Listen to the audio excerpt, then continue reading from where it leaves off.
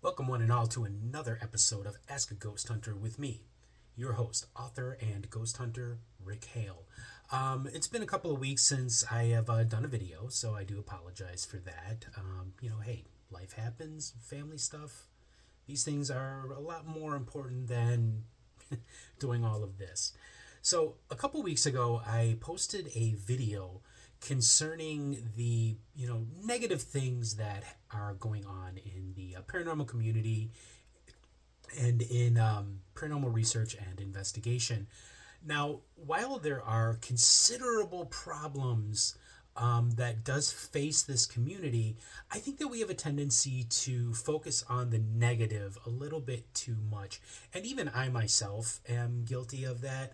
I think a lot of times, as myself, I consider myself to be an old school ghost hunter, and by that I mean like I was doing this before it was cool. And I think that those of us who are in that camp of old school paranormal research and investigation, we tend to focus on the things that bug us, really kind of making us sound a lot like crotchety old men and women. And I think the last thing any of us want to be known as is, a curmudgeonous old fart, even in this field, which is constantly moving forward, or at least we're trying to move it forward into the 21st century. Um, but one of the things that I do get asked a lot is Rick, what are things that are good about the paranormal community? What are things that are helpful? What are things that are moving it forward? What even what can we do to make this field a better place than we found it? And I think that there are five that I personally have found myself over the last 20 or so years, um, since this community really went mainstream after a lot of these television shows came out. It kind of pushed it out there into social consciousness and really did become somewhat of a cultural phenomenon. So, what are some of these things that are positive? That, if we want to focus on the positive and not so much the negative, I think that that's really important. So, here are five things that I have found that are very positive about the paranormal community, and I think that will move this community and this field forward into the 21st century.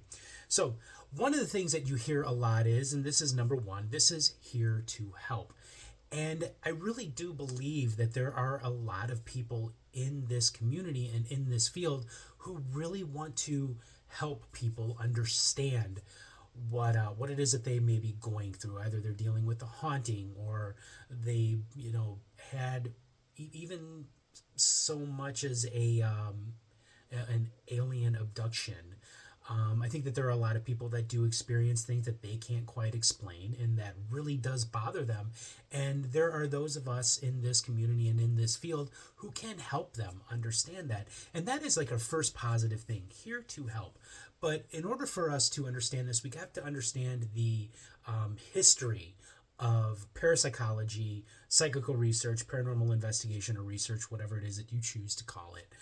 So when parapsychology first was organized back in the 1880s with the Society for Psychical Research, it was founded by academics. They were just men and women, mostly men at that time, being the 1880s. Um, their main concern was during the spiritualist movement, and there was a lot of fakes and fraud mediums and people who claimed to talk to the dead. Their main focus on that was, of course, finding who these frauds were and exposing them for being basically predators. Um, but also too, they wanted to focus more on things like survival of consciousness beyond the death of the body. So they really were there to just observe a phenomenon and try to understand it, not really so much investigate and help people understand what it is that was happening to them, be it in their home or their place of business, or whatever. And I think that that is something that has really changed over the years, and it's been really good for the field. There are people that in this field that truly want to help other people understand what it is that's going on with them. But not only that, too, they also want to investigate and they also want to gather evidence of a haunting or anything other, paranormal phenomenon or activity that may be happening. So it's like it really is a really positive mix of the two, gathering evidence as well as helping people. And I think that's why that fits really good at number one. Number two, one of the biggest gripes that we have with us old schoolers is that there really does we think that everybody wants to use this as a way to become famous. And a lot of people do get accused of that, especially people who put videos like this out there, or they write books, or they're even on television and documentaries, or even, the occasional paranormal investigator that gets chosen to be in like a mainstream movie. And it's not always the case. Not everybody who gets involved in this wants to be famous. A lot of people get involved in this because they really are curious about a phenomenon. If they just so happen to get lucky and get chosen to be on television or in a movie or in a documentary, or they have the talent for writing, that's great too. I mean, that's really is very much a positive thing, and we shouldn't down people for that. I know myself, and I apologize. I have been accused of that, but that's something that I'm trying to change in myself. And not everybody that gets involved in this wants to be famous. There really is a curiosity that's involved there. Number three, the creation of gear, of equipment to investigate paranormal phenomenon. When I first started in this field, or rather investigating back in 1991, my very first investigations really did involve just a blue ballpoint pen and a legal pad of paper. There really wasn't a whole lot for us to use back then. And if there was, it wasn't readily available to, people like myself, like normal everyday people. I remember the first EMF detector I ever saw. My uncle worked for Commonwealth Edison. He was an electrician or a lineman or whatever. And the EMF detector that he had was this big, heavy box with dials and meters and two probes that he would stick to something, and that would detect whether or not there was, high amounts of the electromagnetic field. We don't have that anymore. This stuff is now affordable. It can be a little bit on the pricey side, but it's not like that. That piece of equipment probably cost a couple $1,000s back then. Today, your normal EMF detector might cost at the most $200. And I think that that's another really positive thing. We now have this equipment at our disposal that we can use to move the investigation and the research further and help people understand what it is that they have going on. And really, we do have the television shows to thank for that. It really was... Actually, it was Harry Price who was the first one to use scientific gear back in the 1930s and 40s in his own investigations. But the TV shows, they helped move that forward, make it more affordable to laymen's such as myself. So I think that that's another really positive thing about this field. We now have this equipment at our disposal that we can use to help people understand what it is that they may be dealing with. Number four, a sense of community. Now, it is human nature, through many years of social evolution, we want to seek out those who have similar interests and those who are of a like mind.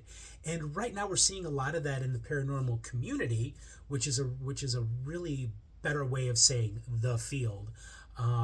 In the paranormal community, where people are coming together, who are like-minded, who have similar interests, who want to explore this curiosity together, either in groups, which really do become social settings for many people.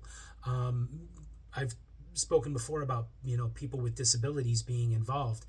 Being a part of a group really is a way for them to get out there and be more social and be around people who are like-minded with similar interests.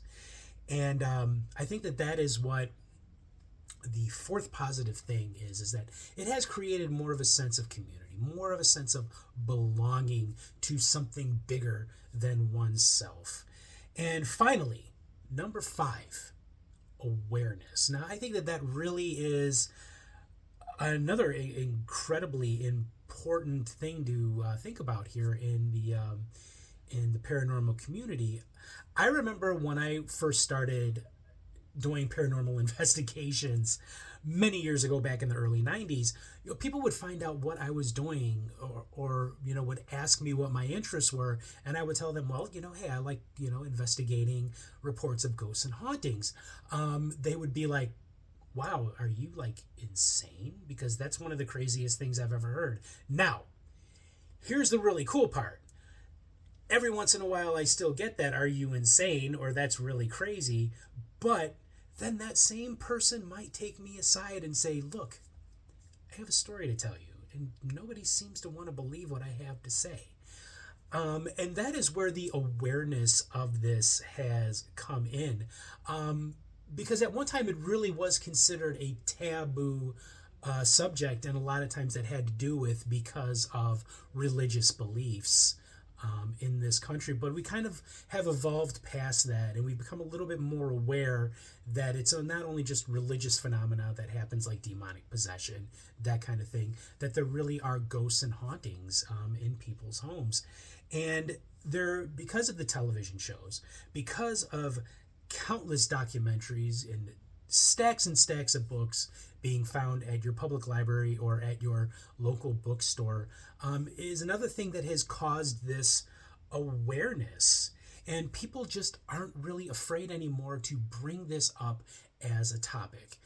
Like I said before, people may still consider me crazy, but they're going to always take me aside and tell me like a weird story it is that they had that they had experienced. So that's great. That really just helps move this forward and helps there be more awareness that there is a realm of possibility that we were formerly told was not supposed to exist, but we now know does. So, with that all being said, these are 5 very positive things that I have seen for myself in the paranormal community. It doesn't always have to be negative. It doesn't always have to be downing each other. We don't need to do that. We can move this field forward together with a sense of curiosity and imagination, and wanting to be helpful and making people aware that you don't have to be afraid to talk about these things anymore. So thank you everybody for watching. Thank you everybody for listening, and we'll see you again at another time. This is Ask a Ghost Hunter with me, your host, ghost hunter and author Rick Hale, and as always, stay spooky, my friends.